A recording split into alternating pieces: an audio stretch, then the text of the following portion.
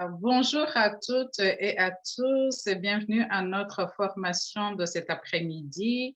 Il me fait plaisir d'être parmi vous aujourd'hui au nom de l'Assemblée de la francophonie de l'Ontario, d'AFO, qui est l'organisme rassembleur et la voix politique de l'Ontario français.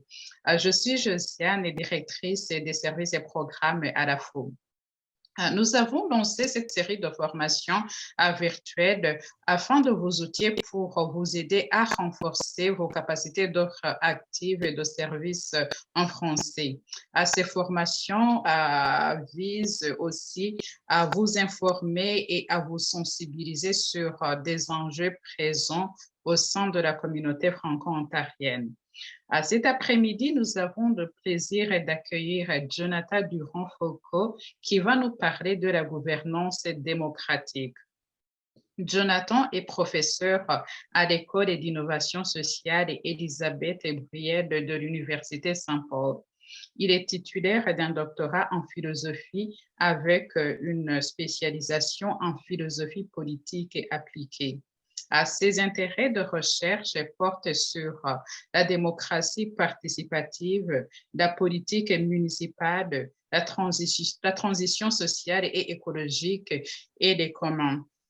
Ces projets de recherche actuels portent sur les sociétés post-croissance, les fondements théoriques de l'innovation sociale et l'impact du capitalisme algorithmique sur la transition écologique, la démocratie et la gestion des villes.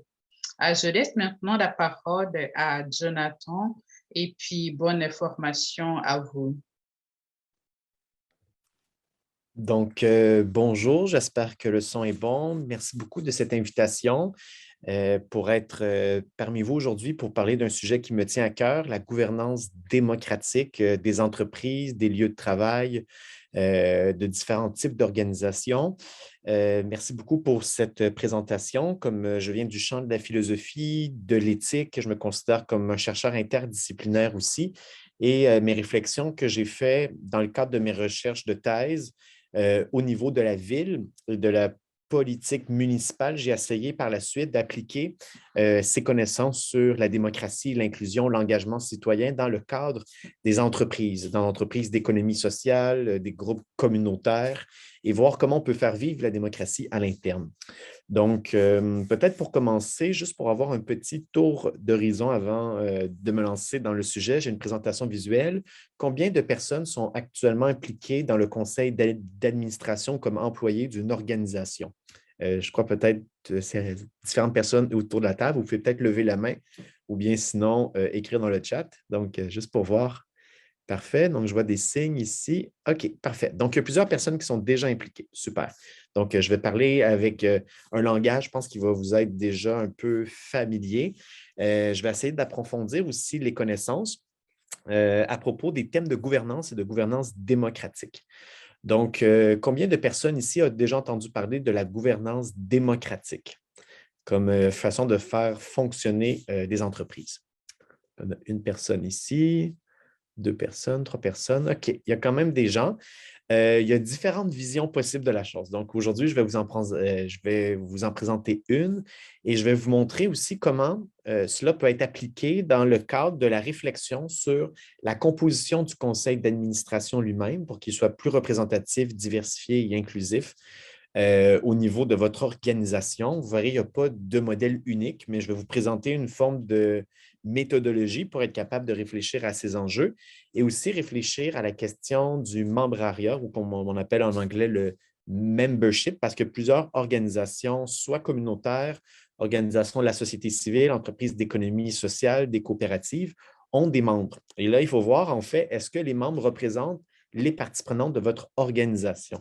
Est-ce qu'il faut les diversifier davantage? C'est quoi les enjeux? Donc, je vais vous présenter vraiment des outils concrets pour réfléchir à la composition du membrariat d'une part et du conseil d'administration également. Donc, merci beaucoup. Je vois ici dans la conversation, il y a Sébastien Lord qui dit « Je suis employé, entre autres, de la CANB, ex-membre du CA et d'autres CA aussi. » Donc, super. Donc, moi aussi, je siège sur 2 conseils d'administration à l'heure actuelle. Il n'y a pas très longtemps, c'était 3. Donc, j'apprends un peu moi aussi, même sans être expert depuis 10 ans, 20 ans, 30 ans, peut-être comme vous sur des CA. J'ai quand même un peu d'expérience aussi. Donc, dans le cadre de cette présentation, je vais faire un petit partage d'écran. Si vous avez des questions, n'hésitez pas à écrire dans le chat directement dans l'onglet Discussion pour que je puisse y répondre. Et je vais essayer de répondre à vos questions si vous en avez, peut-être pour des points d'information. Et par la suite, si vous avez d'autres questions, n'hésitez pas aussi pour avoir une période pour la discussion à la fin.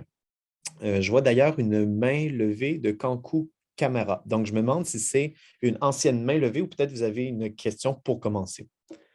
Donc, parfait, super. Je pense que c'était peut-être une ancienne main quand vous avez signalé votre intérêt ou votre connaissance de la gouvernance.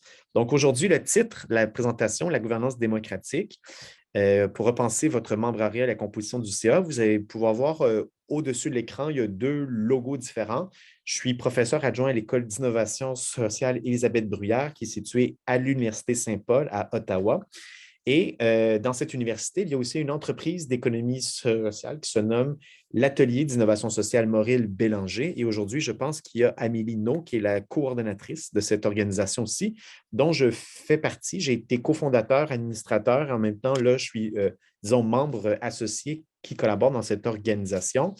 En lien avec, disons, l'AFO. On est membre, je pense, de l'AFO. Et je parle aussi avec le nom d'une organisation qui s'appelle IDÉ, Institut pour la démocratie économique, que j'ai cofondé avec d'autres personnes, d'autres professeurs, chercheurs, praticiens. Et la présentation que je vais faire aujourd'hui, les outils qu'on a développés ont été en quelque sorte incubés, formés par ce groupe qui s'appelle IDÉ, puis qu'on se met à faire circuler à différents endroits ici. Donc, c'est quelque chose, vous pouvez prendre des notes, ainsi de suite. Nous n'avons pas de copyright, c'est plutôt en licence Creative Commons, c'est-à-dire que vous pouvez partager ces idées sans aucun problème, tout en mettant la référence de l'idée qui est un peu l'organisation qui a essayé de penser ces différents outils. Donc, les objectifs de cet atelier aujourd'hui. D'une part, se familiariser avec les objectifs, la définition et les concepts de la gouvernance démocratique avec l'approche que je vais vous présenter. Deuxièmement, d'identifier les bénéfices, avantages, défis de ce modèle, qui a plusieurs justement forces, mais aussi peut-être des points faibles ou des choses qu'il faut prendre en compte quand on se lance dans la gouvernance démocratique, plutôt qu'une compétence, je veux dire qu'une forme de gouvernance exclusivement centrée sur les compétences de professionnels sur le CA. La gouvernance démocratique, c'est plus large que ça. Donc, je vais vous montrer un peu c'est quoi les enjeux. Ensuite, comment faire vivre la démocratie dans votre organisation de façon très large, avec quelques dimensions à prendre en considération. Et pour terminer, avec les outils concrets, comment penser le membrariat et la composition de votre CA. Donc, ça, c'est le plan de l'atelier d'aujourd'hui. Donc, je vais essayer d'aller vite. Vous avez quand même du texte, mais je vais essayer d'être clair dans mes propos. Pour commencer, le premier point, les concepts et les définitions de la gouvernance. La gouvernance de façon large et la gouvernance démocratique par la suite.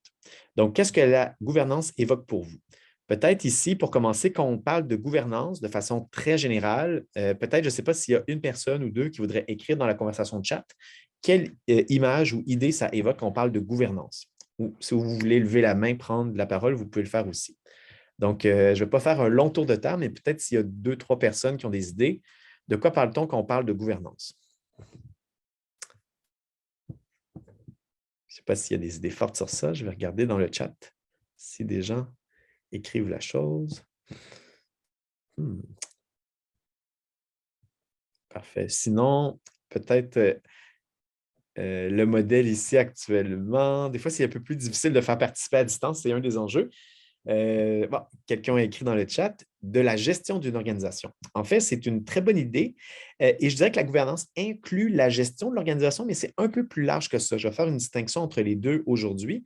Donc, ça porte en compte sur comment on gère l'organisation, mais aussi comment on la gouverne, c'est-à-dire comment on va déterminer différentes orientations et comment on va exercer le pouvoir dans cette organisation. Et la gestion, ça va être une des dimensions, mais parfois, on peut dire la gouvernance englobe tout ou est des fois synonyme de gestion, mais parfois on distingue les deux. D'une part, il y a le niveau de la gouvernance, d'autre part, le niveau de la gestion qui se occupe davantage des opérations.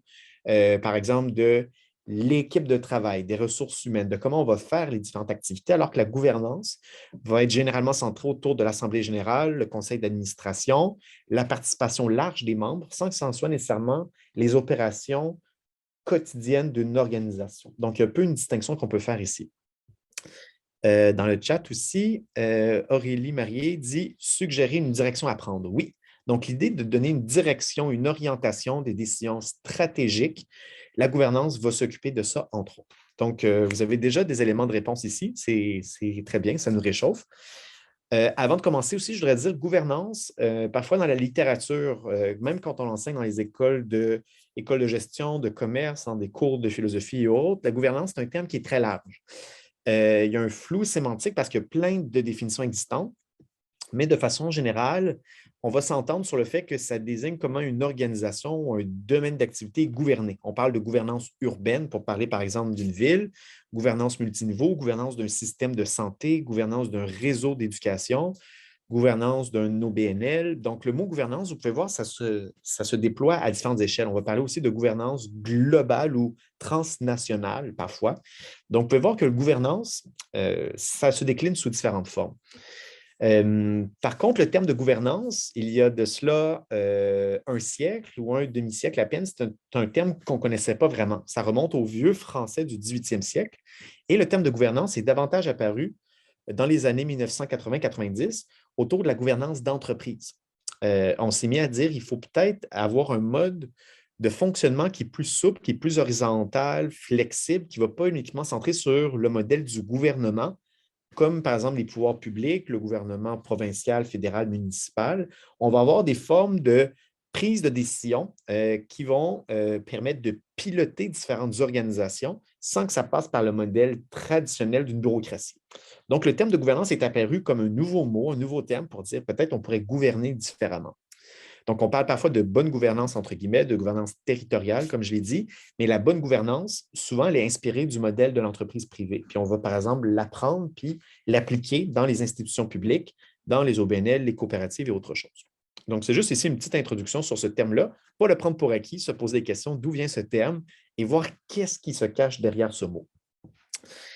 Comme je l'ai dit aussi, un autre élément, la gouvernance, ce n'est pas tout à fait la même chose que la gestion. Parfois, on peut avoir un contexte une application du concept de gouvernance qui implique tout, mais ici, aujourd'hui, je vais principalement faire une distinction entre deux sphères.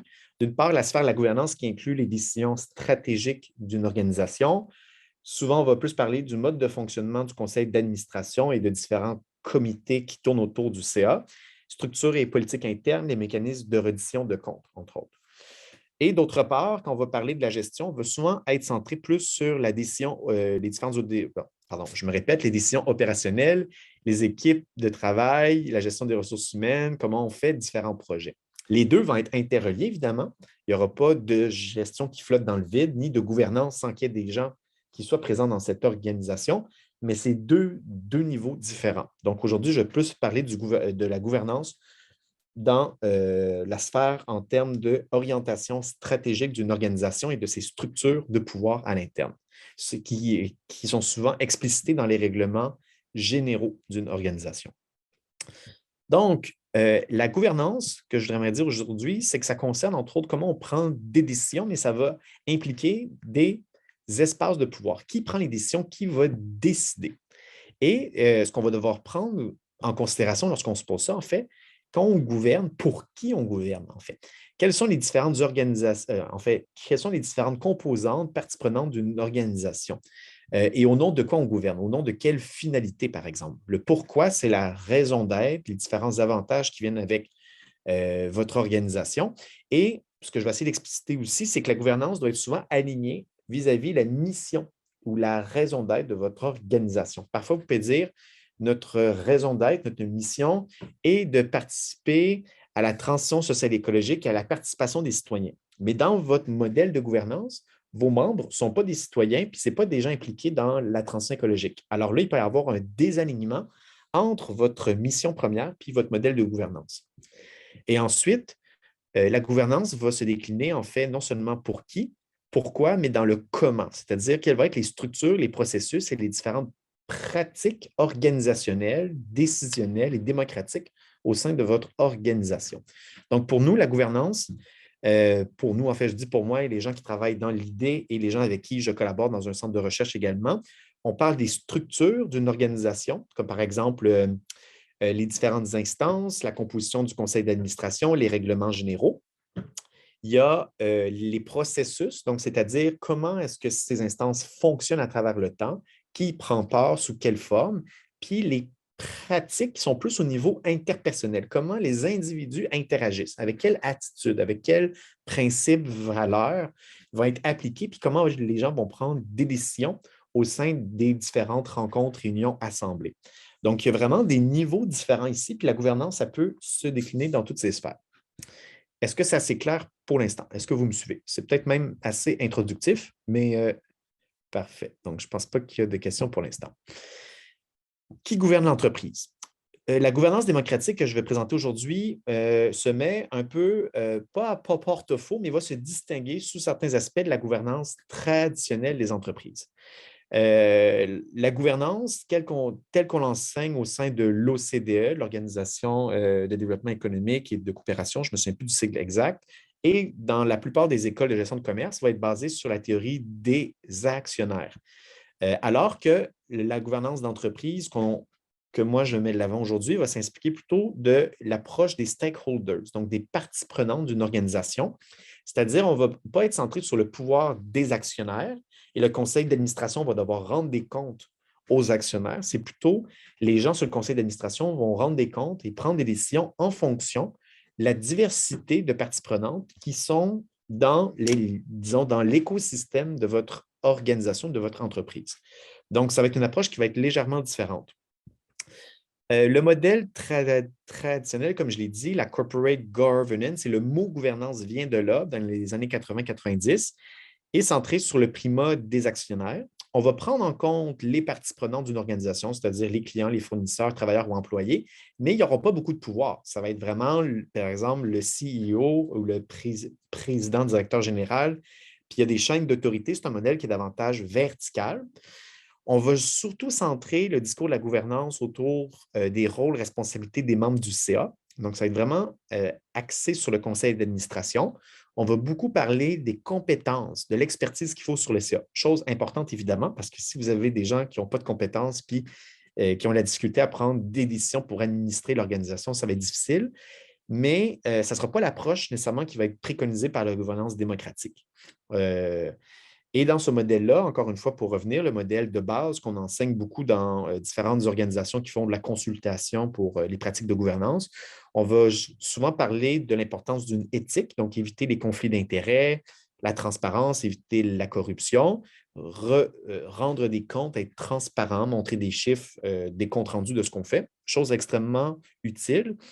Mais on va être plutôt centré sur les pratique. Comment on peut être un bon membre sur un CA? Donc, aujourd'hui, je vais moins discuter de ça, mais c'est des éléments qui sont importants à considérer, évidemment, mais le modèle de gouvernance, tel qu'on l'enseigne, par exemple, au sein de l'Institut pour la gouvernance des institutions publiques et privées, qui s'appelle IGOP, vont beaucoup être centrés sur ça, la formation des administrateurs, chose importante. Mais souvent, on est juste à ce niveau-là, on ne parle pas des structures du pouvoir. Qui va exercer le pouvoir dans une organisation? Comment est-ce qu'on répartit les profits? Est-ce qu'on parle de démocratie, de participation, de mobilisation des membres? C'est des termes qui apparaissent moins dans le modèle de gouvernance tel qu'on l'enseigne, puis qui est inspiré des entreprises privées. Là, ici, je vais vous montrer en fait comment ça se décline. Puis ici, par exemple, j'ai une petite image pour montrer. C'est vraiment le CA qui est au cœur de la gouvernance ici. Il y a des relations, des interactions avec d'autres types de parties prenantes, dont des bailleurs de fonds, des investisseurs, des partenaires, des employés, évidemment, mais vraiment, ça va être un modèle focusé sur le CA ici.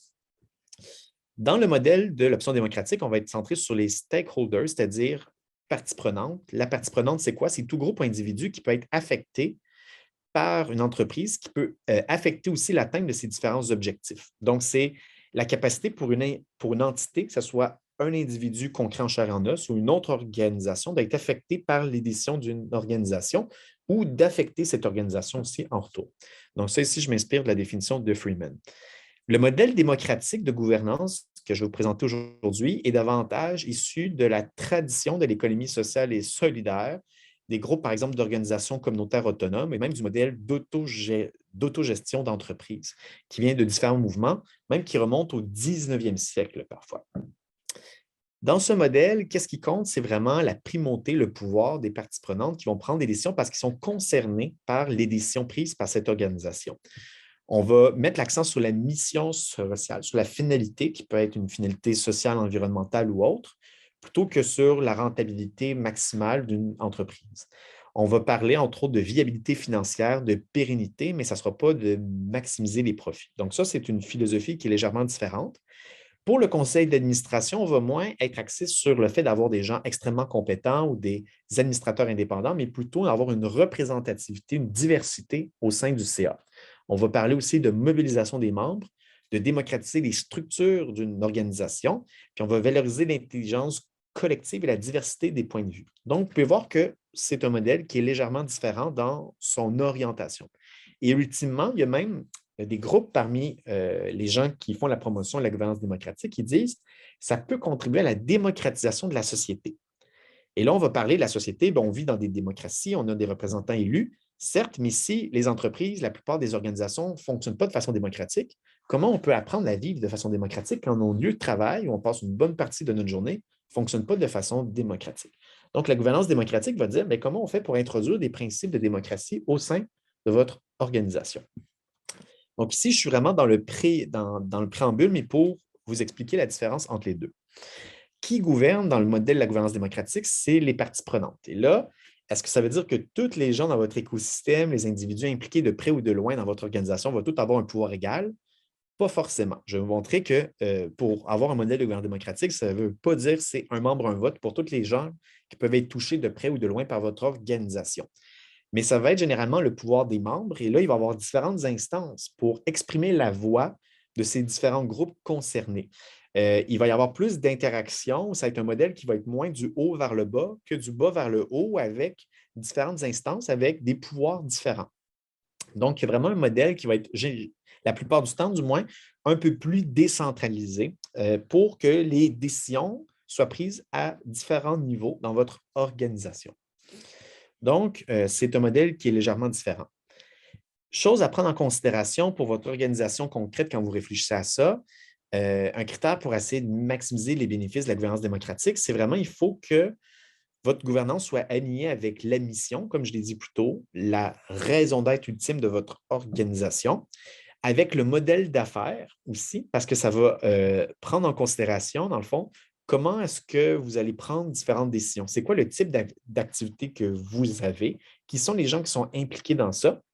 Ici, vous avez un modèle de gouvernance hyper démocratique, inspiré du milieu communautaire, mais que vous travaillez dans une coopérative qui vend des services, puis qui est davantage redevable devant ses membres, qui sont par exemple des membres de travailleurs.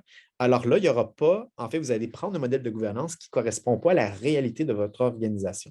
Donc, ça va être vraiment important d'ajuster la mission, la gouvernance, le modèle d'affaires, puis les différentes parties prenantes de votre écosystème.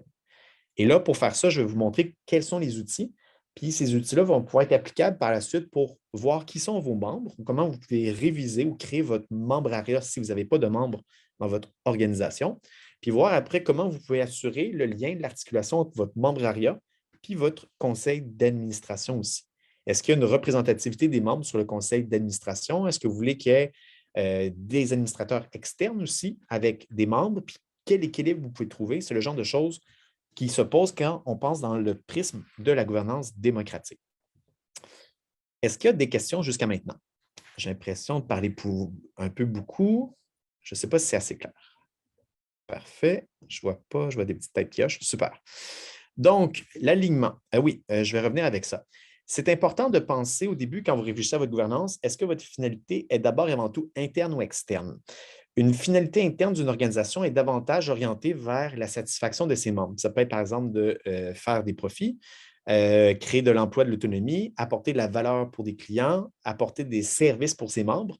Alors là, dans ce cas, le modèle de gouvernance va être centré sur le fait de satisfaire les membres ou les personnes directement concernées au sein de votre organisation. Donc, les gens qui vont être vos membres et les gens qui vont être sur le CA risquent davantage d'être vos membres et des gens impliqués vraiment au sein de votre organisation. Mais quand, par exemple, vous avez davantage une finalité externe, c'est-à-dire que, par exemple, vous êtes une organisation qui travaille pour lutter contre les discriminations, pour la sauvegarde de l'environnement. Mais si, par exemple, vous n'avez pas de personnes concernées vis-à-vis de votre mission qui touche peut-être une sphère plus large, peut-être qu'il va y avoir un débalancement entre votre gouvernance puis la finalité que vous avez. Et ici, je vais prendre un cas concret. Par exemple, j'accompagne actuellement une organisation qui s'appelle Cantine pour tous, qui est une forme de mutuelle de services offerts pour des cantines qui offrent des services alimentaires pour différentes écoles, primaires, secondaires et autres. Et leurs membres, en fait, c'est des producteurs de services alimentaires. C'est comme une forme d'association de producteurs qui mutualisent différents services ensemble. Et là, ils ont dit leur mission, c'est de veiller à la sécurité alimentaire. Puis c'est de contribuer à offrir des repas de qualité dans les différentes écoles. Mais leurs membres, ce n'est pas les écoles, ce n'est pas les enfants, ce n'est pas les parents, c'est exclusivement les entreprises productrices de services alimentaires. Donc, c'est comme si à la fois, ils ont un modèle de gouvernance centré sur leurs membres à l'interne, ils ont une finalité externe qui est de contribuer à la sécurité alimentaire de façon générale, mais il n'y a pas de représentants ou d'instances pour faire participer les différentes parties prenantes autour. Donc, il peut y avoir parfois un peu des décalages entre ce que vous voulez être comme organisation, c'est quoi votre mission première, puis ce que vous faites et comment est structurée votre entreprise. Donc, c'est pour vous dire, ce n'est pas nécessairement un problème en soi, mais ça peut amener des enjeux par la suite. Je vais sauter par-dessus ça ici pour vous aller directement vers la question, mais pourquoi est-ce qu'on voudrait avoir une gouvernance démocratique? Pourquoi pas se contenter d'un modèle de gouvernance traditionnel ou miser comme ce qui existe actuellement? Pourquoi il faut penser à la composition du CA en fonction d'une diversité de personnes, de représentativité? Pourquoi réfléchir à avoir des membres alors que peut-être notre organisation satisfait déjà notre mission? Est-ce qu'il faut revoir le membrariat? Pour quelles raisons? En fait, c'est quoi les avantages d'avoir une genre d'organisation qui est plus démocratique et plus participative? En fait, les différents avantages ici que j'aimerais lister, je ne vais pas tous les énumérer un après l'autre. C'est un avantage en termes de performance pour votre entreprise, pour votre organisation, parce qu'ils disent que, par exemple, quand il y a un modèle de gouvernance démocratique, ce qui se passe, c'est que les décisions qui vont être prises vont avoir davantage de légitimité auprès de vos membres parce que vous allez inclure les personnes concernées dans les décisions stratégiques. Ça va permettre d'assurer la pérennité de votre mission, puis peut-être aussi d'une certaine façon de mobiliser les gens. Si vos membres, si vos employés, si différentes personnes impliquées dans votre organisation ne sont pas uniquement des gens qui exécutent des décisions, mais qui prennent part à leur orientation, ça va motiver davantage les gens, puis ça peut augmenter le niveau de résultats puis d'impact de votre organisation. Le modèle de la gouvernance démocratique, comme j'ai dit, ça va être davantage au service des membres pour favoriser un meilleur sentiment d'épanouissement, soit sur le lieu de travail, puis de permettre cet ancrage-là de votre organisation dans la communauté. Donc, si vous avez, par exemple, des membres, mais que vous consultez à peine ou que vous voyez une fois par année lors des assemblées générales, puis il y a très peu de gens qui viennent, votre ancrage dans le territoire auprès de vos membres va être plus faible. Mais si vous avez un membrariat, des gens extrêmement dynamiques qui s'impliquent, qui peuvent faire partie de différents cercles ou instances démocratiques pour amener des idées, contribuer, résoudre des problèmes, alors là, vous allez avoir plus d'empowerment et de développement de compétences de vos membres à l'interne. Puis ultimement, comme je l'ai dit plus tôt, l'avantage externe de la gouvernance démocratique, c'est qu'au-delà de votre organisation, vous allez contribuer en quelque sorte à établir de nouvelles façons de gouverner de façon démocratique des milieux de travail, des organisations, puis contribuer à la démocratisation de la société par effet d'accumulation. Donc, ça, c'est les différents avantages de la gouvernance démocratique. Donc, c'est bon pour votre organisation en termes de fonctionnement interne. Ça peut augmenter son efficacité, même si ça prend du temps, évidemment, puis il y a des coûts qui sont associés à ça. C'est bon pour vos membres, puis ça permet de démocratiser la société de façon plus large. Mais il y a aussi, évidemment, des problèmes avec la gouvernance démocratique. Donc, je ne veux pas ici vous vendre de la salade en disant c'est le modèle merveilleux, tout va bien. Il y a quand même aussi des défis qui sont liés par rapport à ça. Donc, les défis, l'alignement d'intérêts. Donc, plus qu'on a, par exemple, d'inclusion de parties prenantes qui sont différentes, parfois, ces parties prenantes-là, ils n'auront pas les mêmes visions, les mêmes intérêts. Ça peut amener parfois des tensions, des conflits, paradoxes. Donc, ça va amener peut-être plus de processus de négociation à différents niveaux. Puis, on peut le constater même déjà d'emblée dans une entreprise d'économie sociale, comme une coopérative ou par exemple, organisme à but non lucratif, qui a d'une part une vie associative qui a des membres, faire vivre la démocratie, mais l'entreprise doit être quand même minimalement viable sur le point de vue financier. Elle doit vendre des choses, elle doit fonctionner comme une entreprise qui est en compétition avec d'autres entreprises autour. Donc, il y a comme une certaine tension dans l'entreprise d'économie sociale en disant c'est une entreprise, mais ce n'est pas une entreprise comme les autres, c'est aussi un genre de lieu de vie, de communauté, d'association de membres.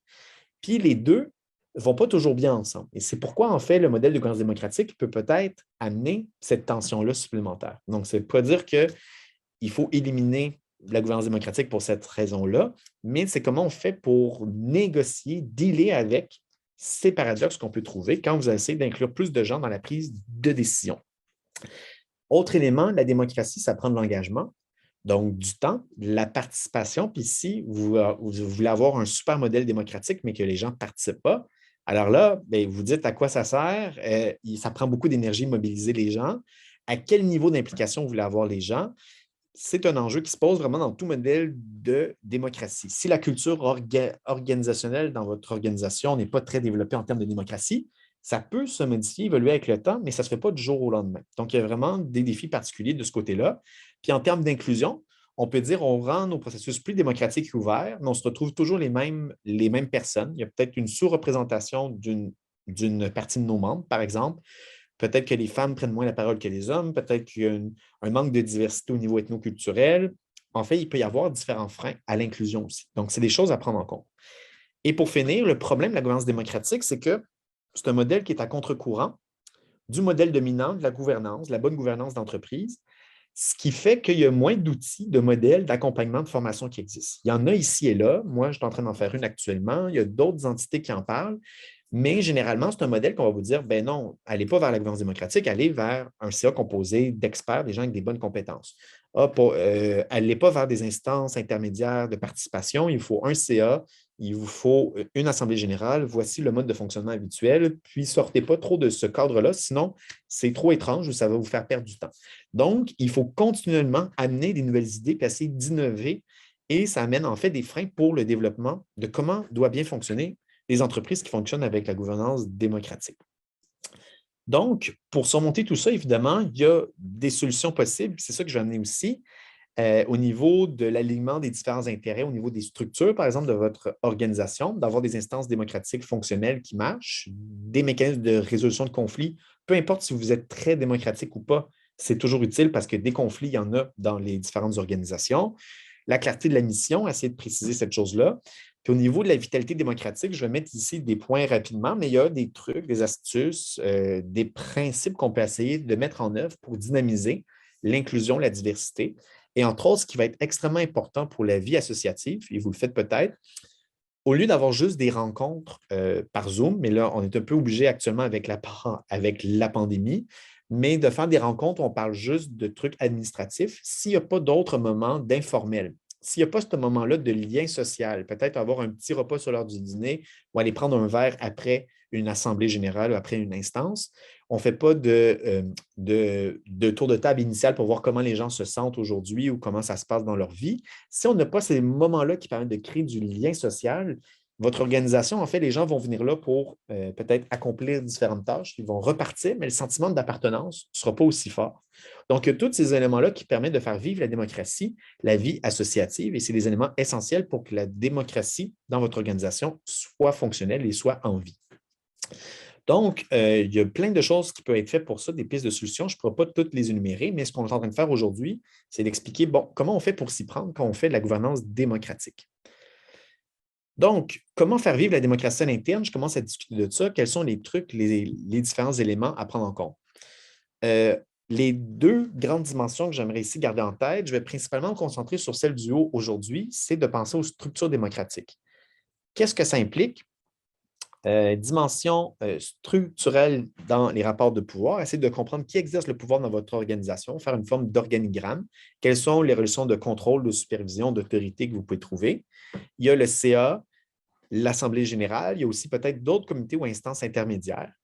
Puis, vous pouvez penser aussi aux différents mécanismes de sélection des administrateurs. La plupart du temps, les administrateurs dans des OBNL, groupes communautaires ou autres, soit qui sont co-optés par les membres actuels du CA, ou soit qui sont élus, nommés, peut-être sous forme de rubber stamping lors de l'Assemblée générale. Mais il y a d'autres formes de mécanismes qui existent, comme le tirage au sort. C'est quelque chose qui est un peu tombé en désuétude, mais ça fait son retour. On va dire, par exemple, on va réserver un siège au sein du CA, qui ça va être une personne tirée au sort parmi une banque de volontaires des membres qui sont membres de notre CA. Et on va dire, bien, ça peut être utile d'avoir quelqu'un de l'extérieur qui ne s'était pas mobilisé d'emblée. Évidemment, la personne tirée au sort n'est pas obligée de participer. Il faut qu'elle puisse et qu'elle soit disponible et que ça lui tente, mais il y a des mécanismes différents pour essayer de diversifier les choses. Et d'autre part, ce que je ne vais pas parler aujourd'hui, c'est que la gouvernance, c'est aussi comment vous avez un code d'éthique ou un code de vie avec des valeurs, des principes appliqués dans votre CA, parmi l'équipe de travail puis parmi vos membres de façon plus large, des politiques de ressources humaines, des politiques de diversité, d'inclusion, d'équité aussi, des mécanismes d'implication de parties prenantes, comme j'ai dit. Donc, la gouvernance, vous pouvez voir que ça touche toutes ces dimensions-là. Donc, une des choses à faire quand vous êtes, mettons, dans votre organisation, est-ce qu'on est démocratique ou on ne l'est pas? Allons voir toutes ces composantes-là, puis essayons de voir qu'est-ce qui fonctionne, qu'est-ce qui ne fonctionne pas, qui exerce le pouvoir, est-ce que c'est toujours les mêmes?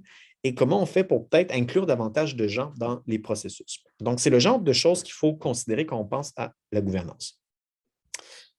Est-ce que ça va encore? J'ai l'impression de parler beaucoup et assez vite. Je ne sais pas si c'est assez clair. Je vais bientôt rentrer avec les outils qu'on crée ici.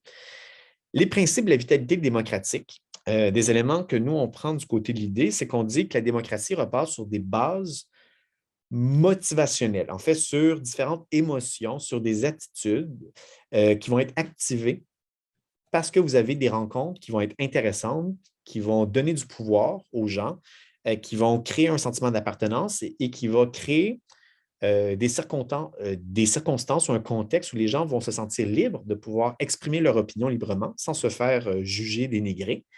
Et ces différentes dimensions-là, il faut en prendre soin, entre guillemets, et voir est-ce que, par exemple, qu'on fait des rencontres.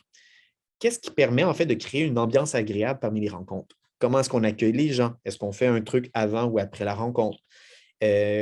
Pour développer le sentiment d'appartenance, en fait, auprès de nos membres de façon large, mais est-ce qu'on fait juste leur envoyer des infolettres? Est-ce qu'on leur donne l'occasion de s'exprimer sur différentes choses? Est-ce qu'on crée des moments, des activités de co-création, de résolution de problèmes, de partage de préoccupations, d'enjeux entre les membres eux-mêmes? Donc, c'est plein de choses qu'on peut considérer pour essayer d'activer ces éléments-là. Et toute chose étant égale par ailleurs, si vous avez une organisation qui permet de renforcer le pouvoir des membres de votre équipe de travail et des gens sur le CA, et pas uniquement concentré sur les membres du CA, si vous pouvez donner une ambiance agréable, un sentiment de plaisir dans vos rencontres. Les rencontres, évidemment, ce n'est pas toujours agréable. Parfois, il y a des conflits, c'est un peu aride, mais si on essaie de rendre ça moins lourd comme atmosphère, ça va motiver les gens davantage. Donc, c'est toutes des considérations à prendre en compte. Évidemment, après, il y a tous les moyens de circulation de l'information, comment est-ce qu'on communique auprès de nos membres. Ça, je ne vais pas en parler aujourd'hui, mais c'est des choses que vous faites déjà probablement. Mais c'est important parce que parfois, on dit, est-ce qu'on envoie l'infolette, mais est-ce que les gens, c'est utile ou pas? Est-ce qu'ils comprennent ce qui se passe? Et là, vous pouvez faire peut-être à travers des sondages, une rétroaction pour aller voir, est-ce que nos outils permettent de bien partager les enjeux vécus par notre organisation? Est-ce que d'autres moyens qui permettent en sorte que ce n'est pas juste le CA qui communique vers les membres, mais peut-être les membres vers le CA ou les membres entre eux de façon horizontale, sans passer toujours uniquement par le biais de ceux qui dirigent ou de l'équipe de travail, par exemple. Donc, c'est le genre de choses que vous pouvez réfléchir. Puis après ça, les protocoles de prise de décision. On est beaucoup habitué par peut-être, je ne sais pas de votre côté dans vos différentes organisations, mais passer par le code Morin ou par des processus d'assemblée plénière avec des votes, présidence d'assemblée, propositions, amendements. Mais il y a plein de façons de fonctionner par des principes qui sont inspirés de la sociocratie ou d'autres modèles qui ne sont pas centrés sur le vote majoritaire, mais sur la recherche du consentement ou du consensus, par exemple. On va chercher aux gens à dire est-ce que vous êtes à l'aise avec la décision? Est-ce que quelqu'un s'oppose à la décision? Et puis si quelqu'un dit oui, moi, je ne suis pas tout à fait d'accord, mais je suis capable de vivre avec, on peut dire OK, parfait. Donc, il n'y a pas d'autre objection. On y va, on l'avance, sans même qu'il y ait de vote.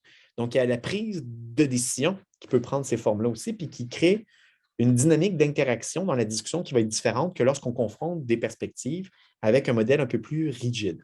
Ça ne veut pas dire que c'est un modèle qui fonctionne dans tous les contextes. Parfois, quand vous avez des grandes assemblées avec des centaines de membres, c'est bon d'avoir des codes plus officiels, mais dans d'autres contextes, on peut passer par des modèles beaucoup plus souples puis qui permettent de créer un sentiment d'appartenance puis de pouvoir plus grand chez les membres aussi. Donc, si vous avez des questions, n'hésitez pas encore une fois à écrire ça dans le chat ou à prendre ça pour la période de questions après. Donc, ça, c'est les différents éléments ici. L'échelle de participation, l'élément que je voudrais amener ici, c'est un élément que j'ai utilisé dans ma thèse de philosophie sur le niveau de participation qui va de ce qu'on appelle la non-participation. Donc, même, on va dire, on va faire participer les gens, mais ça va être plutôt pour les influencer, les manipuler ou les mettre à petite dose. On va parler parfois aussi de tokenism en anglais, c'est-à-dire on prend juste un petit jeton de participation pour faire comme si on participait, on coche une case puis on passe à autre chose. Et ça ne va pas motiver les gens vraiment. Après ça, il y a toute la zone de participation symbolique, coopération symbolique, qui est faire des séances d'information, la consultation, réassurance. C'est une façon de prendre le pouls, de prendre peut-être différentes recommandations des membres ou des parties prenantes, mais on ne sera pas vraiment dans l'exercice direct du pouvoir. Et là, il y a toute une échelle qu'on appelle le partenariat, la délégation ou l'autorité directe ou le pouvoir citoyen, que là, c'est vraiment plus, ça se rapproche en fait d'une démocratie plus directe, plus participative ici. Donc, là, après ça, ça ne veut pas dire que ce qui est démocratique, c'est juste ce qui se trouve du côté du contrôle citoyen ou du contrôle total des membres sur toutes les décisions de l'organisation. Il peut y avoir évidemment des gens qui sont élus, qui prennent une zone d'autorité avec des décisions particulières, mais souvent dans la démocratie, telle qu'on l'a héritée dans notre forme de société, c'est la représentation d'élus, puis ça finit là.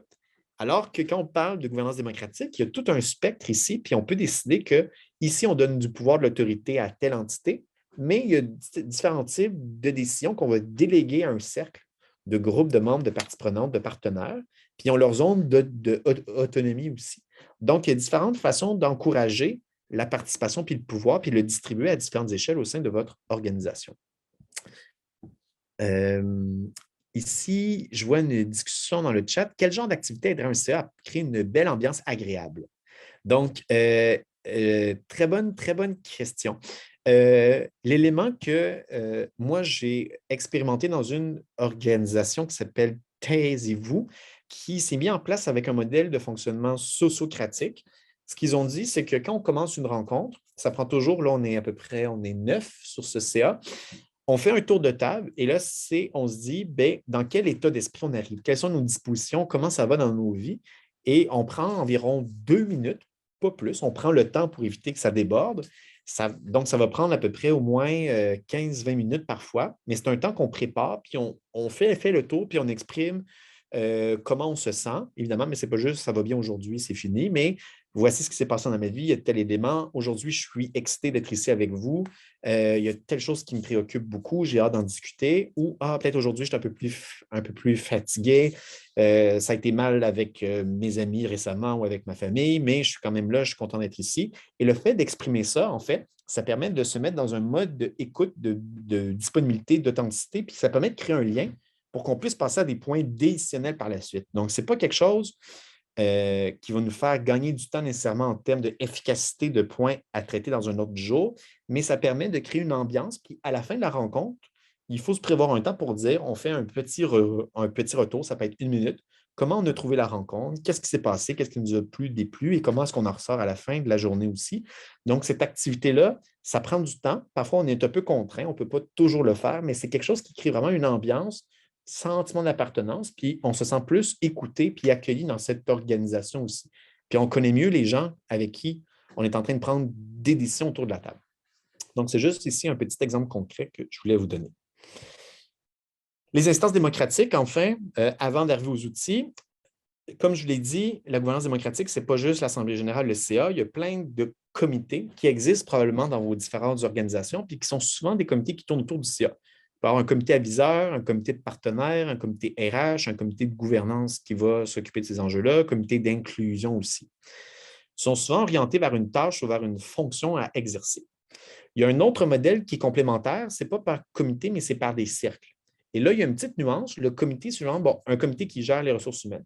Un cercle, c'est plutôt un groupe de gens qui vont partager une expérience commune. Par exemple, un cercle de bénévoles au sein d'une organisation, un cercle des membres de façon générale, ou un cercle de partenaires, ou un cercle d'employés. Et là, c'est l'ensemble des employés, par exemple, qui vont se réunir ensemble puis prendre différentes décisions où ils vont amener des recommandations auprès d'autres instances. Et ces cercles-là, l'idée du cercle, c'est un point de vue, en fait, où tous les gens qui sont dans un cercle sont sur un pied d'égalité. Ils sont en mode écoute, ils prennent des décisions par consentement, puis ils cherchent à amener différentes choses. Et quand après, ils doivent faire appuyer leurs propositions par d'autres instances auprès de l'Assemblée générale, auprès du CA ou d'autres instances. Mais il y a une ou deux personnes par siècle qu'on va désigner pour aller porter cette information-là dans une autre instance. Donc, ça, c'est un modèle qui est différent, mais qui permet de donner beaucoup de pouvoir, d'autonomie aux membres ou aux différents employés aussi. Il y a des instances permanentes. On peut se dire, mais on va créer une instance permanente qui se réunit 3 fois par année, qui va permettre de traiter de tels enjeux. Ou ça peut être une instance ad hoc, donc qu'on crée une fois puis qui disparaît ensuite. Donc, il y a plein de choses qu'on peut créer qui n'est pas le CA, qui n'est pas l'Assemblée générale, mais pour faire participer les gens. Et quand on crée une instance, ça va être utile et nécessaire de dire, est-ce que c'est une instance qui a un pouvoir d'information, un pouvoir consultatif, un pouvoir décisionnel, puis de préciser la chose pour que les membres disent, mais moi, je suis là, c'est pas moi qui vais exercer le pouvoir décisionnel, mais je sais à quoi au moins cette instance sert et comment on peut avoir une influence sur l'organisation par la suite. Donc, c'est bien de préciser le niveau de pouvoir de chaque instance. Ce n'est pas obligé que toutes les instances soient toujours en forme de démocratie directe, mais ça va être important de dire à quoi elles servent, c'est quoi leur niveau d'influence. Donc, j'ai dit vraiment beaucoup de choses jusqu'à maintenant. Je vais peut-être arrêter le partage d'écran pour tout de suite. Est-ce que vous avez des questions? J'ai dit vraiment beaucoup de choses et là, j'étais vraiment dans le mode général, mais je ne vous ai pas montré comment penser votre membrariat et votre conseil d'administration. Je vais juste voir sur ces considérations générales si vous avez des interrogations. Est-ce que ça vous apparaît comme quelque chose d'intuitif, contre-intuitif, étrange? Donc, je vous lance la balle si vous avez des interventions. Et sinon, je vais vous montrer quels sont les outils pour créer votre CA et votre membrariat. Parfait, je vois un petit pouce levé. Super. Bon, donc, si vous voulez, je poursuis. Là, je sors d'une présentation linéaire avec des slides PowerPoint pour aller vers un logiciel qui s'appelle Miro. Je vais vous faire un petit partage d'écran. Excuse-moi, Oui, Jonathan, on a une question d'Arnaud Baudry qui oui. demande si les consultations, si vous ne considérez pas les consultations comme des outils démocratiques. Oui, super, merci beaucoup. En fait, je dirais oui, tout à fait. Des consultations, c'est un outil démocratique. Après, comme je l'ai dit, la démocratie, c'est comme un spectre. Il faut le voir non pas comme est-ce qu'il y a pure démocratie ou une antidémocratie, puis il y a tout un spectre. Comme la consultation, ce n'est pas le pouvoir le plus élevé en termes de participation, mais c'est quand même une forme de participation. Puis c'est utile de consulter nos membres.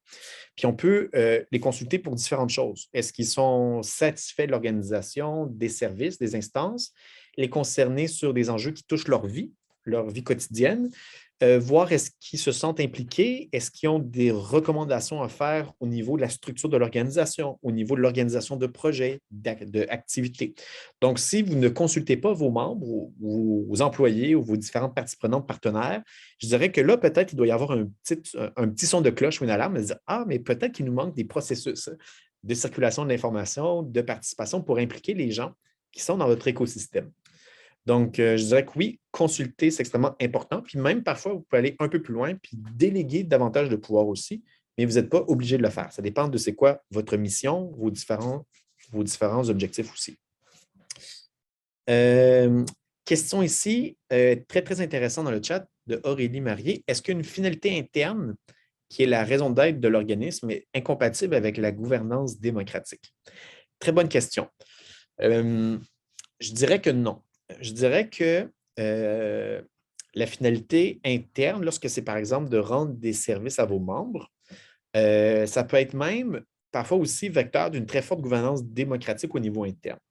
Et là, je vais donner l'exemple d'une organisation que je connais un peu qui s'appelle IRIS, l'Institut de recherche et d'information socio-économique, qui est un genre de think tank d'économie sur les finances publiques et différentes décisions. De leur côté, ils ont des membres. Leurs membres sont abonnés à l'IRIS, ils l'encouragent. Ils ont un tout petit peu de pouvoir, les membres, mais c'est surtout les personnes qui font de la recherche à temps plein au sein de l'IRIS qui sont actifs et qui dirigent cette organisation. C'est une organisation qui fonctionne en autogestion, c'est-à-dire qu'il n'y a pas de direction générale qui va décider avec les employés en dessous. C'est les employés qui sont sur un pied d'égalité, qui gagnent le même revenu, et c'est les employés qui sont sur le CA aussi. Donc, il n'y a pas de distinction très forte entre la gestion et la gouvernance parce que ceux qui gèrent l'organisation dans la vie quotidienne à toutes les semaines sont les mêmes qui siègent sur le CA. Il y a une forme de horizontalité très, très forte, mais c'est une organisation qui n'a pas beaucoup d'entités externes qu'elle va consulter puis mettre sur son CA ou dans son assemblée générale. Donc, c'est une organisation, vous pouvez voir, qui est qui est très centré sur sa finalité interne, puis sur le fait de rendre des comptes aux gens qui sont là, qui sont impliqués à temps plein. Mais sa finalité externe, disons, c'est de contribuer au débat public, d'amener des idées pour la justice sociale au niveau de l'économie, des finances publiques. Elle a une finalité externe, mais elle ne va pas avoir des membres du gouvernement ou d'autres acteurs de d'autres organisations dans sa gestion, dans sa gouvernance. Ça va être uniquement les chercheurs qui vont être là. Donc, on peut voir qu'il y a une finalité interne, puis il peut avoir une forme de gouvernance démocratique très forte aussi. Donc, c'est juste un exemple ici pour vous montrer qu'il y a différentes configurations qu'on peut avoir. Dans d'autres types d'organisations, on peut avoir une forme de membrariat qui est très, très complexe, avec beaucoup de membres différents, des membres individuels, des membres organisationnels, des gens qui sont impliqués dans un secteur d'activité, dans un autre. Et là, parfois, ça va être plus complexe pour avoir tous ces gens-là autour de la table. Parfois, ça ne sera pas tout le CO complet. On va avoir peut-être des membres de chaque catégorie, mais on va avoir d'autres instances démocratiques ou intermédiaires pour que ces membres-là puissent avoir une voix. Puis on va trouver une forme d'équilibre pour permettre à ces différentes parties qui sont impliquées dans la mission de l'organisation, dans ces différentes activités, à ce que ça fonctionne bien ensemble. Et ce qu'on préconise un peu du côté de l'idée, c'est une gouvernance qu'on appelle multipartite, que ça veut dire, mais s'il y a des parties prenantes qui sont touchées par votre organisation, il faut se dire, mais pourquoi ils ne sont pas membres ou pourquoi ils n'ont pas de pouvoir ou pourquoi ils ne sont pas inclus à différentes échelles. Ça ne veut pas dire que toutes les parties prenantes doivent être intégrées systématiquement parce que ça ne serait pas gérable, mais vous pouvez vous poser cette question-là. Donc, c'est ça. Et j'ai reçu une autre question, je pense qu'ils sont adressés à moi directement, puis pas à tous. Lors d'une rencontre du CA participatif où un membre assume le poste de présidente, est-ce qu'elle perd le droit du vote et la réelle présidente peut voter lors des résolutions? Sur ça, je ne sais pas vraiment précisément. Est-ce que le membre qui va jouer le rôle de présidence va perdre son droit de vote? Habituellement, la personne qui joue le rôle de présidence pour animer soit une assemblée générale ou une rencontre, elle doit être neutre, donner les tours de parole ou ainsi de suite. Mais généralement, par exemple, s'il y a un vote ou il y a une question litigieuse ou ainsi de suite, ou il y a une élection, on peut dire, par exemple, que lors qu'on va prendre cette décision-là, la personne se retire en tant que présidente et va faire autre chose. Mais ce n'est pas toutes disons, les différentes organisations qui vont faire ce choix-là. Puis il y a des organisations qui ne vont pas se préoccuper de la chose. Ils vont plutôt se donner, par exemple, lors d'une rencontre du CA, il y a quelqu'un qui va animer, mais la personne qui anime peut aussi dire maintenant, je sors de mon rôle d'animation, je prends la parole, je donne mon opinion, puis après ça, je me remets dans mon rôle d'animation. On ne va pas avoir de distinction aussi forte. Donc, ça va dépendre en fait de la culture organisationnelle, puis le modèle de la gouvernance démocratique n'a pas une réponse extrêmement claire. Donc, c'est ça. Super. Donc, ce que je vais faire maintenant, c'est vous partager peut-être le clou d'éléments, un peu de la méthodologie sur comment réfléchir à votre membrariat. Donc, je vais faire un partage d'écran avec un logiciel Miro, avec un cas concret. Donc, je vais vous présenter ici le cas d'une organisation qui s'appelle les Ateliers de la transition. Donc, c'est une organisation qu'on a commencé à accompagner au sein de l'idée. Pour l'accompagner, et là, il y a plusieurs rencontres qu'on a eues sur la mission, vision, valeur. C'est une organisation qui existait sous forme de tout petit CA de 3 membres et qui voulait justement devenir une instance avec des membres citoyens, avec une organisation plus complexe. Et on l'a accompagné dans le design de sa gouvernance démocratique, c'est-à-dire dans la conception des structures, de comment ça allait devenir une structure complète avec des instances de participation, des règlements généraux, un mode de fonctionnement démocratique. Et là, on a organisé une série d'ateliers. Et là, ce que je vais montrer aujourd'hui, c'est comment on fait la cartographie des parties prenantes. Donc, on a dit à l'organisation qui sont l'atelier de la transition ici, quelles sont vos différentes parties prenantes. Et là, je vais essayer de faire un zoom ici pour que vous puissiez voir. On dit, par exemple, il y a des usagers, comme des clients, des consommateurs. Qui sont vos clients dans votre modèle d'affaires? Et là, il y a différents organismes locataires, des citoyens, collectifs citoyens. Il y a peut-être d'autres clients, mais moins. Donc, on a essayé d'identifier ça avec des post-it pour voir. Oui, pardon. Ah, j'ai cru entendre un bruit. Ah non, super. Donc, on a essayé en quelque sorte de amener, voir qui sont les bénéficiaires indirects de votre organisation. Qui sont les ancrages institutionnels, c'est-à-dire les différentes organisations publiques, privées ou autres avec lesquelles vous allez collaborer. Qui sont les fournisseurs de capitaux, bailleurs de fonds, qui vous ont amené de l'argent dans votre organisation. Les fournisseurs de services, les fournisseurs de biens, la main-d'œuvre, entre guillemets, qui peut être des employés, des bénévoles. Et là, on a mis ça avec des post-it pour voir quelles étaient, puis là, je vais faire un zoom out ici, toutes les parties prenantes impliquées. Puis là, vous pouvez voir qu'il y a des couleurs différentes. Il y a des petites couleurs qui sont en rouge et d'autres en vert. Et là, pourquoi on a mis des codes de couleurs différents? C'est qu'on leur posait la question pour chaque entité, est-ce que c'est des parties prenantes stratégiques? Ce qu'on entend par là, ça veut dire qu'ils sont très, très près de votre organisation, de sa mission, de ses différentes activités. Ils vont être touchés de près par les choix qui vont être faits dans cette entité.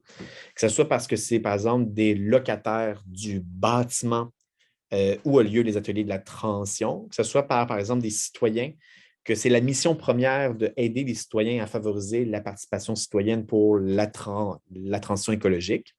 Donc, s'ils sont très près de votre organisation et qu'ils sont potentiellement des membres ou des gens que vous voulez impliquer dans vos instances, on les met en vert. Ensuite, en rouge, c'est la partie prenante et plus accessoire à l'atteinte des différents objectifs puis de votre mission. Donc, ils vont plus être des parties prenantes qu'on va considérer comme externes. Donc, dans le fond, on ne veut pas avoir ces gens-là dans notre CA ou qui deviennent nécessairement membres de l'organisation. Et en jaune, on a initié un code de couleur comme ça pourrait peut-être être lié à notre mission, à nos différents intérêts. Peut-être que ce ne sera pas des gens qui vont être sur le CA, mais on pourrait les considérer aussi.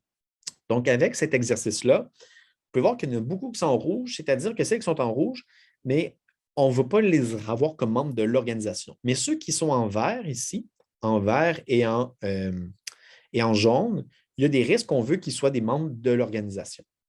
Donc, on fait un peu sa première cartographie de parties prenantes pour voir qui sont les différents individus, acteurs et organisations avec lesquels on a des liens. Une fois qu'on a fait ce travail-là, ça prend un peu de temps. Après, on peut se dire, mais on va distinguer dans chaque type de membre peut-être des intérêts divergents. Par exemple, au sein de la main-d'œuvre, des gens qui vont apporter du temps, de l'énergie pour faire la chose, on pourrait dire, bien, il y a des bénévoles puis des employés. Puis là, au sein de ça, il y a une sous-catégorisation qu'on peut faire. Puis là, on peut y aller vraiment dans une analyse fine des parties prenantes. Au niveau des organismes locataires, il y a des enjeux, peut-être ceux qui payent des loyers, ceux qui n'en payent pas pour diverses raisons. Les usagers, les citoyens, peut-être en fonction de leur lieu de résidence, en fonction d'un profil socio-économique. Est-ce qu'on veut distinguer les citoyens entre eux ou pas? Donc, on peut, après ça, sous chaque partie prenante, analyser, décortiquer, est-ce qu'il faut créer des sous-catégories ou pas? Donc, ça, c'est un autre travail qu'on peut faire. Pourquoi on arrive à ça après? C'est qu'on peut aller dans la composition du membrariat pour dire, bon, qui sont les gens qu'on veut avoir au cœur de notre approche? Donc, ici, par exemple, les usagers de façon générale, qui vont être pour la plupart des citoyens, ils vont probablement être au cœur de l'organisation ici. Ici, il y a la catégorie membres. Ici, des gens qui ne sont pas des membres. Par exemple, des politiciens, on ne veut pas qu'ils soient nécessairement membres de notre organisation, même s'ils appuient. Même chose pour les entreprises privées autour, des organismes locataires, des individus. Donc, il y a vraiment une genre de réflexion à avoir sur où se situent ces différentes parties prenantes quand on va créer des membres. Et après ça, vous allez voir, je vais avancer un peu. Là, avec cette organisation-là, on essaie de faire une typologie pour dire, mais en fait, il y aurait peut-être des membres organisationnels d'un côté, que ce soit des partenaires organisationnels qui ne sont pas logés dans le bâtiment lui-même, puis des organismes locataires aussi. Donc, des membres qui vont être plus permanents, d'autres qui flottent, et il va aussi avoir des membres individuels qui vont être des citoyens, des citoyennes. Et après ça, pour chaque type de membre, quand vous allez créer votre membership ou si vous en avez un, puis vous voulez le modifier, de vous dire en fait les catégories. Est-ce qu'ils ont des contributions financières? Si oui, est-ce que c'est fixé par le CA ou par l'Assemblée générale? C'est quoi les critères d'adhésion pour devenir membre? Puis c'est quoi que ça peut amener à être membre? Donc, c'est quoi les privilèges? Est-ce que ça permet de participer à l'Assemblée générale ici, AG, de participer au CA, avoir accès à différents espaces, à différents services? Est-ce qu'il y a des prix, rabais ou autre chose? Parce qu'on peut dire aussi pourquoi êtes-vous membre d'une organisation? C'est peut-être juste pour appuyer parce qu'on croit dans cette mission. Ça peut être peut-être parce qu'il y a peut-être quelque chose à aller en tirer aussi. Donc, après ça, vous pouvez faire en fait votre catégorie de membres et après ça, les mettre dans des règlements généraux. Puis dans les règlements généraux, vous allez définir c'est quoi les rôles, responsabilités des membres. Si vous avez 5 catégories de membres différentes, peut-être d'en avoir trop, ça complexifie la chose parce qu'il faut que vous ayez un système de gestion des membres. Si on est membre à vie ou des membres annuels, il faut qu'on vérifie qui sont les membres à jour. Donc, vous avez probablement fait ça aussi, mais avec l'idée, on essaie de concevoir pourquoi est-ce qu'on crée cette catégorie de membres-là ou on ne les crée pas. Donc, est-ce que vous avez des questions à propos de ça? Donc, je vous ai montré un peu la méthodologie, comment on part de rien, d'une feuille blanche, puis qu'on essaie d'identifier qui pourraient être les gens. Puis après ça, on dit, bien, ces gens-là qui sont en vert, parce que c'est des parties prenantes, Ça va être quoi leur rôle, responsabilité, puis pourquoi est-ce qu'on veut les mettre? Donc, ici, je n'ai pas l'ensemble des arguments qui ont été traités, mais dire, ça serait bon d'avoir des membres organisationnels, mais on ne veut pas qu'il y ait plus de pouvoir que les membres individuels. Donc, ici, il y a des choses que vous pouvez faire puis décider c'est quoi la meilleure chose à faire pour trouver cet équilibre-là. Donc, une fois que vous avez fait cette chose-là, je vais aller ici. Vous pouvez même dire, bon, mettons qu'on a plein de membres, on va voir quelles sont les instances, les processus démocratiques qu'on va avoir. Donc, c'est quoi nos différentes parties prenantes ici? Le type d'instance, est-ce qu'ils vont être centrés sur des tâches plus concrètes spécifiques? Est-ce que ça va être des instances de concertation, c'est-à-dire d'échange d'informations, mais on ne prendra pas de décision, ou autour d'enjeux thématiques? Puis là, par exemple, cette organisation-là, vous pouvez voir, elle voulait quand même avoir beaucoup d'instances intermédiaires. Donc, eux, ils ont dit, on va créer une plénière, c'est-à-dire une rencontre juste que ça va être, on va faire circuler l'information. Sa fonction, ça va être on partage l'information, puis de la concertation des différentes parties prenantes. Puis qui va en faire partie? Les organismes locataires, les citoyens, puis ça va être même ouvert à tous. Même si tu n'es pas membre de ce groupe-là, tu peux prévenir. Puis son niveau de pouvoir, ça va être de la consultation. Information, consultation. Il va y avoir, par exemple, ici, un comité de vie associative et démocratique. Et là, c'est quoi son rôle? C'est de réfléchir aux enjeux stratégiques, au processus de la vie démocratique, ce que je suis en train de dire ici, d'assurer, voir est-ce que la vie démocratique ou associative est bien? Est-ce qu'il y a des enjeux d'inclusion, de diversité aussi qu'on pourrait traiter? Est-ce qu'on peut faire des recommandations auprès du CA, auprès de l'AG pour faire ça? Et là, dans cette instance-là, il va y avoir encore des membres d'organismes citoyens, organismes partenaires qui peuvent faire partie de ce membre-là aussi. Donc, du comité de vie associative. Puis là, à cette étape-ci, on ne sait pas, est-ce que ça va être un comité de 5 membres, de 10 membres? On ne le sait pas encore.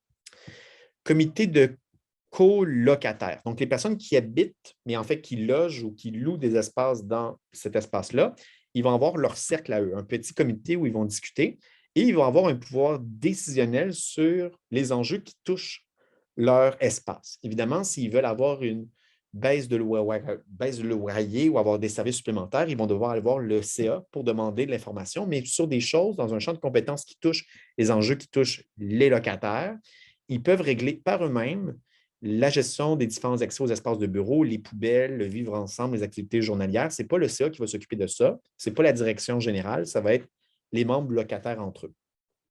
Puis il y a un comité de tiers-lieu, un comité de pratique qui est pour échanger de l'information, un comité d'aménagement que lui va être très, très temporaire pour quand il y a des rénovations dans cet espace-là. Donc, vous pouvez voir qu'en fait, eux autres, ils veulent quand même une organisation où il va y avoir une assemblée générale, une plénière, plein de comités différents, puis voir quel membre va faire partie de quoi. Puis après de ça, puis là, je vais juste vous montrer ici une image. On a comme mis ça dans un organigramme un peu plus complexe pour vous montrer, bien, il y a l'Assemblée générale ici, il y a le CA, puis il y a des niveaux de pouvoir, de recommandation avec différents comités. Puis on peut faire une forme d'organigramme de votre organisation pour voir qui va décider de quoi, qui a le pouvoir de créer telle instance et voir comment est-ce que ça va fonctionner par la suite. Et après ça, de mettre ça dans des règlements généraux et de peut-être pas tout mettre dans les règlements généraux pour permettre que si au cours de l'année, on se rend compte qu'un comité, ça ne peut à rien, mais on peut le dissoudre ou le CA peut décider d'en créer un nouveau s'il y en a besoin, ou de fusionner deux types d'instances parce qu'on se rend compte qu'il y a du dédoublement d'informations aussi.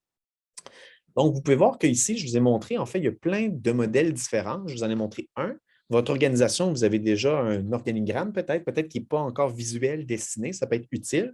Puis peut-être qu'il y a d'autres modes de fonctionnement que vous pourriez avoir aussi. Donc, est-ce qu'il y a des questions à propos de la création de structures de membrariat, instance intermédiaire? On peut voir que ça peut prendre différentes formes.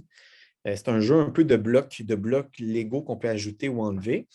Puis, il faut éviter qu'il y ait trop de complexité, mais qu'il y en ait juste assez pour permettre de participer aux gens aussi. Donc, vous pouvez voir que c'est un équilibre qui est difficile à trouver. Si vous avez 10 000 instances, que les gens se perdent, qu'ils ne savent pas ça sert à quoi, puis qu'il manque de circulation d'informations, ce n'est pas l'idéal. Si vous n'avez aucun espace de participation, peut-être que votre mode de fonctionnement va être efficace jusqu'à un certain degré, mais vous allez perdre en niveau de vie démocratique et en participation des différentes parties prenantes. Est-ce qu'il y a des gens qui ont des questions à propos de ça? C'est encore pas si pire. Parfait. Donc, je vais peut-être aller avec le tout dernier point, puis après ça, question générale sur la gouvernance démocratique pour vous montrer la composition du CA. Quels sont les types d'enjeux qu'on peut avoir? Donc là, je vais aller avec une autre organisation qui s'appelle la Cantine pour tous. qui est une organisation qu'on accompagne aussi, qui a un mode de fonctionnement, puis je vous en avais glissé un mot plus tôt. Donc, je vais vous faire un partage d'écran, encore une fois, pour vous montrer que, par exemple, de leur côté, il y a des enjeux parce que, par exemple, au niveau de leur portrait d'organisation, ils ont une trentaine de membres. Au niveau de leur conseil d'administration, ils ont 8 sièges à l'heure actuelle, avec des sièges réservés pour des membres invités, avec des membres traiteurs. Donc, on a comme fait une carte un peu de leur organisation, voir quels étaient les enjeux. Est-ce qu'ils voulaient augmenter le réseau, avoir une meilleure représentation, par exemple, des membres qui sont à l'extérieur de la ville principale où ils sont situés, Montréal, pour avoir des gens de l'extérieur? Est-ce qu'il va y avoir plus de diversité, voir qu'est-ce que ça implique? Et là, il y avait un enjeu un peu parce qu'il y a toute une méthode qui est en fait la, disons, matrice de compétences. Donc, on veut chercher quel est le niveau d'expertise qu'on cherche à avoir pour aller chercher des gens qui correspondent à ce profil-là. Puis là, par exemple, dans les membres invités, on s'est dit, on a un profil recherché qu'on aimerait ça avoir quelqu'un qui a de l'expérience, un peu de compétences dans l'aspect marketing-vente, quelqu'un qui serait bon pour avoir des bons réseaux de contacts au milieu de la philanthropie, auprès de différents groupes de subventions, levée de fonds et tout ça, pour aller chercher des subventions. Puis quelqu'un qui est bon en relations publiques aussi, puis tout ça. Puis ça serait bon d'avoir ça pour avoir quand même une équipe diversifiée qui sont capables de se faire une tête sur ce genre de choses. Puis là, le recrutement après, qu'on a défini ce profil-là de membres qui sont peut-être absents de notre conseil d'administration, c'est des profils qu'on cherche, mais on va voir comment on peut aller chercher ces gens-là. Puis après, par exemple, eux, ils ont décidé d'y aller par le modèle de base traditionnel, la cooptation par le CA. On va un peu à la pêche, on fait du recrutement ciblé, on demande aux gens s'ils veulent faire partie du CA, on peut les prendre temporairement, puis après ça, dans une assemblée générale, présenter leur candidature officiellement. Puis ça, c'est pour des membres invités, donc des membres, on pourrait dire, administrateurs externes, qui ne font pas partie des membres de l'organisation, mais qu'on peut aller chercher en fonction de leur expertise. Donc ça, c'est un modèle qui est assez usité dans le monde de la gouvernance, que ce soit d'entreprises, d'organisations à but non lucratif ou autres. Puis ça peut être utile. Mais ce qu'on leur a dit, ça, c'est bien. Puis, dans toutes les CA, il peut y avoir une part de membres qui sont externes, mais ça va être important de réfléchir à comment vos membres actuels sont représentés au sein du CA. Et là, il y a tout l'enjeu, en fait, au niveau de la composition du CA à partir de la carte de partie prenante. Donc, on a pris leur carte de partie prenante qu'on a faite avec eux aussi. Puis on a dit, par exemple, parmi vos différentes parties prenantes, où est-ce qu'ils se situent? Est-ce qu'ils sont au niveau de l'écosystème externe, sont très loin de votre organisation? Ici, au milieu, il y a le conseil d'administration. Donc, ici, on peut voir, par exemple, qu'il y a les membres producteurs situés à Montréal, producteurs certifiés, sont principalement sur le CA. Puis, il y a une direction générale qui n'a pas le droit de vote, mais qui vient lors du CA.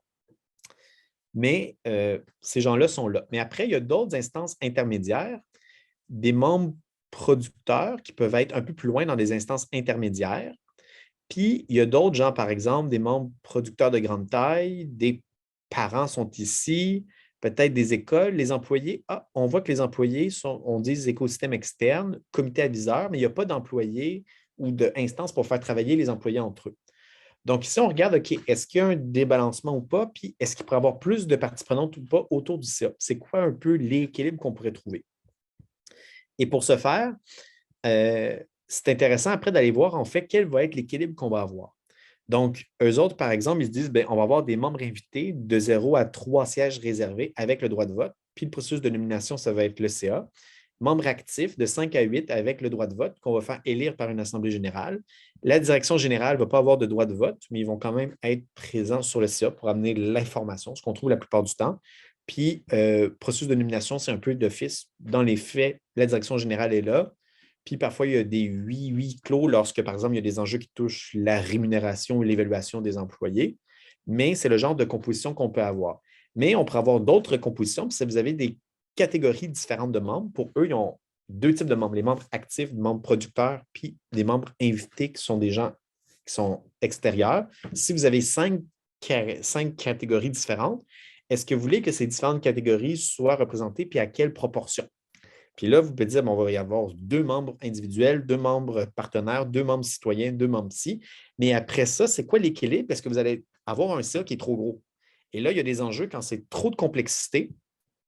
Probablement que là, votre CA va devenir ingérable. Et je connais des organisations, par exemple, ils ont 18 membres sur leur CA. Et là, c'est compliqué. Il y en a qui ont 30 membres sur leur CA. Puis là, ça fait bien du monde. Puis là, pour vous rendre compte, vous dites, oh, OK, est-ce que ça marche?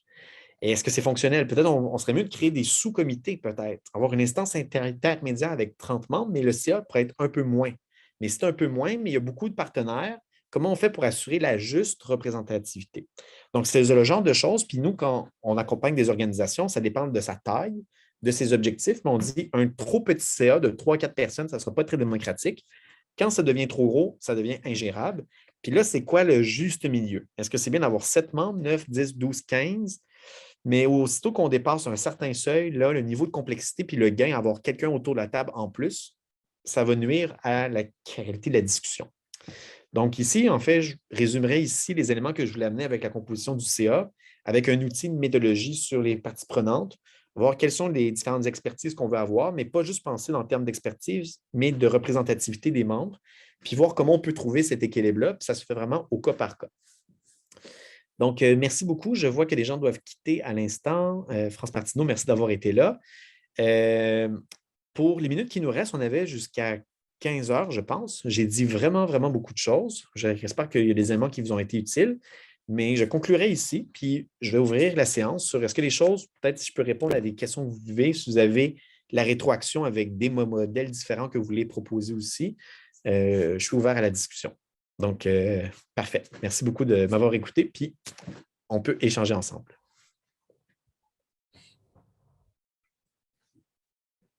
Je vais en profiter pour mettre dans le chat le sondage de satisfaction. Merci pour votre participation. Super.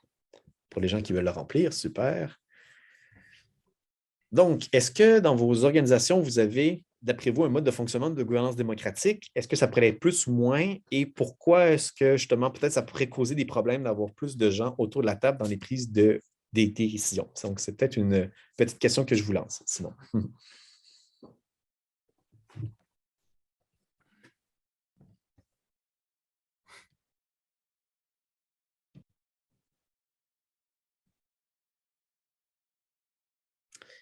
Très vaste enjeu.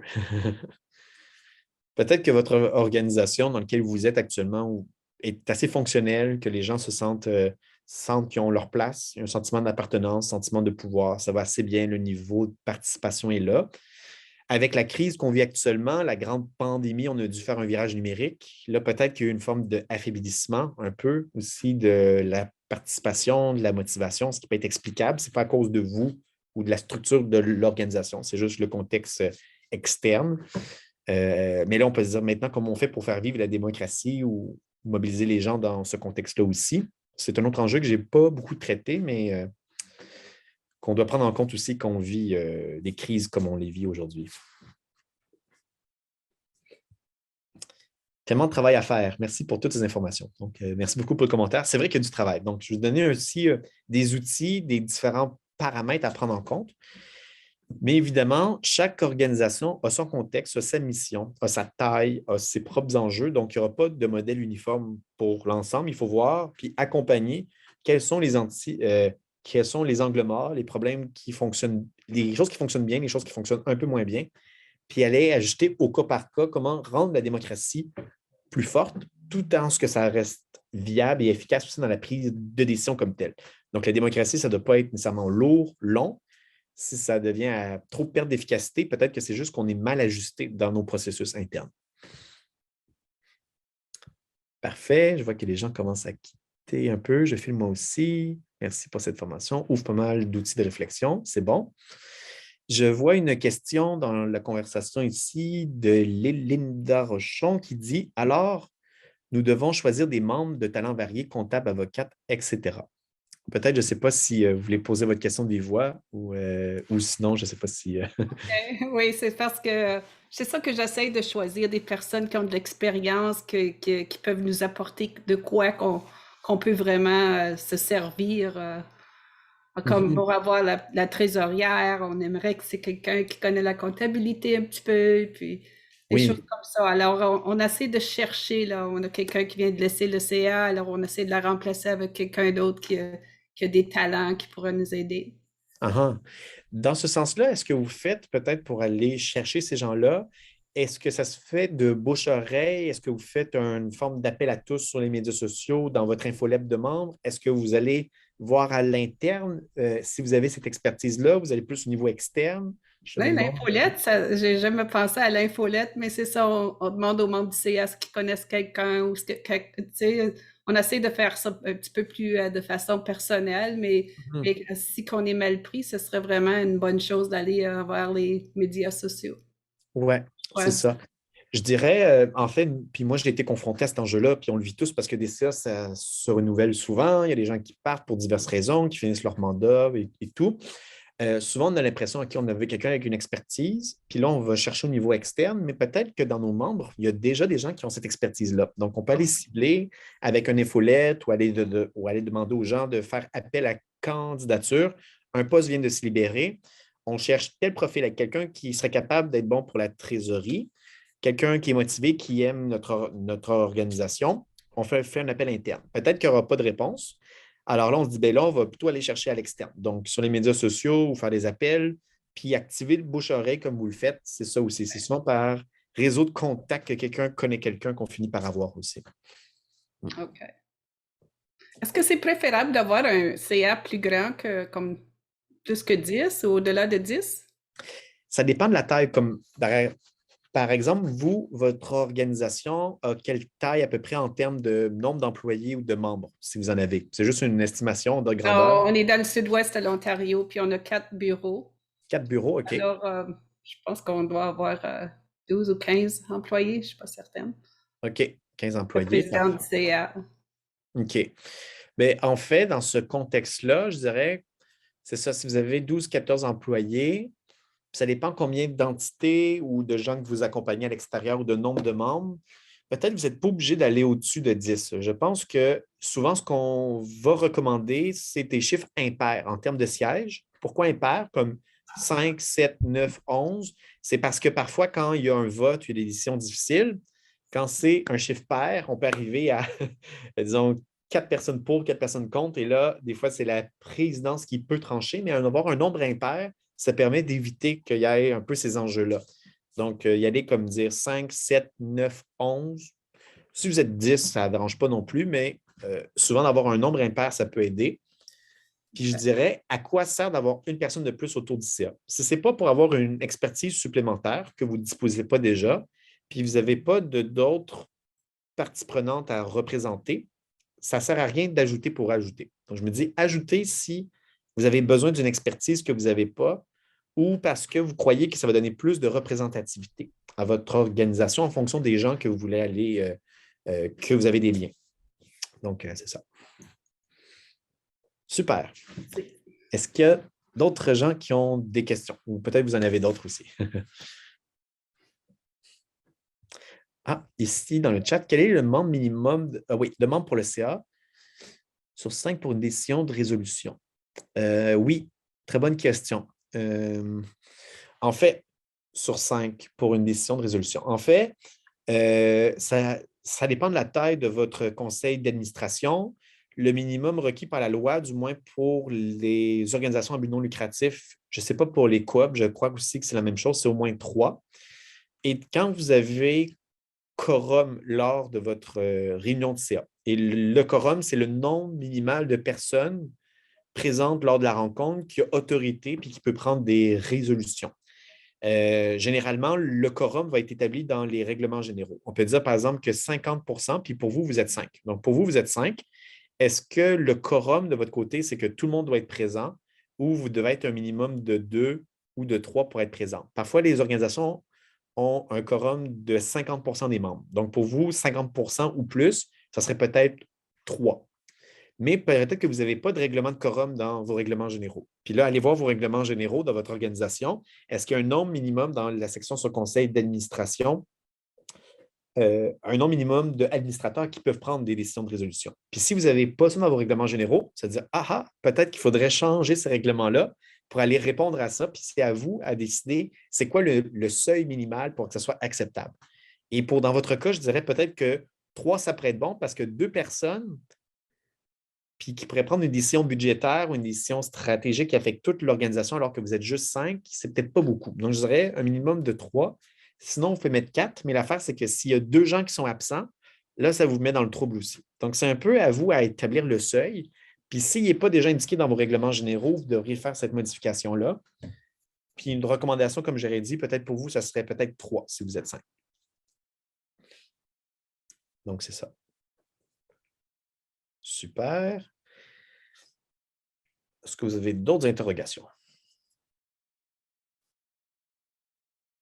C'est pas aussi des questions, ça peut être commentaires généraux ou entre vous. Là. Moi, je vous réponds, mais peut-être que les gens ont des indications différentes aussi en fonction de votre vision. Merci beaucoup, Jonathan, pour cette formation super riche en informations et qui est super utile pour, je crois, toutes les participantes et tous les participants. Un grand merci. Merci à vous aussi. Ce fut très, très intéressant et agréable. Puis j'espère que vous allez bien réfléchir à vos membres, votre CA, vos processus démocratiques internes dans la suite. Puis je vous souhaite une très belle fin de journée. Il y a juste un petit commentaire donc dans le chat. Je crois que c'est une question, peut-être une dernière. Est-ce qu'on peut mettre donc, il y a, je crois, c'est Kankou qui vient de poser la question si on peut mettre fin au mandat des membres du CA pour la non-implication. Oui, en fait, vous pouvez indiquer cela dans vos règlements généraux. C'est même une très bonne pratique à avoir. Si, par exemple, vous mettez comme règle après plus de 3 absences consécutives non justifiées, c'est-à-dire, par exemple, la personne manque 3 rencontres sans avoir aucune nouvelle, sans signe de vie, elle peut être automatiquement démise de ses fonctions. Mais peut-être vous pouvez mettre des règles différentes. C'est à vous à déterminer vos propres règles. Vous pouvez dire, OK, quelles vont être nos propres règles pour faire en sorte que peut-être un membre du CA qui reste là trop longtemps, qui est là juste pour siéger, mais qui ne siège pas vraiment, ou lorsqu'il y a des conflits, comment vous allez mettre des propositions. Donc, c'est quelque chose que vous pouvez faire, puis les bonnes pratiques dans les règlements généraux, c'est d'avoir une règle qui vous permet de faire ça. Donc, ce que j'ai vu souvent, c'est après X nombre de rencontres où vous n'êtes pas présent, l'administrateur va être automatiquement démis de ses fonctions. Puis parfois, il y a un chiffre exact, parfois c'est après des rencontres. Puis là, on ne sait pas trop c'est combien, puis là, c'est le CA qui va interpréter le règlement. Donc, c'est ça. Merci beaucoup. Merci. Je crois qu'il n'y a pas d'autres questions ni de commentaires. En tout cas, un grand merci. Et puis donc, si vous voulez, il y aura la présentation de Jonathan qui sera affichée sur notre site Internet dans les prochains jours. Et puis aussi, n'hésitez pas à le contacter si vous voudriez continuer la conversation avec lui. Parfait. Super. Je vous donne des petits liens aussi dans la conversation de chat. ID.Québec pour l'Institut pour la démocratie économique et aussi l'École d'innovation sociale Élisabeth Bruyère en lien avec l'atelier d'innovation sociale. Je pense que ça a déjà été mis dans le chat ou plus tôt, donc innovationsocialeusp.ca. Donc, je vais mettre ici le lien pour que vous puissiez y avoir accès et je vous souhaite une très belle fin de journée. Merci à vous. Bon après-midi. À vous aussi. Au revoir.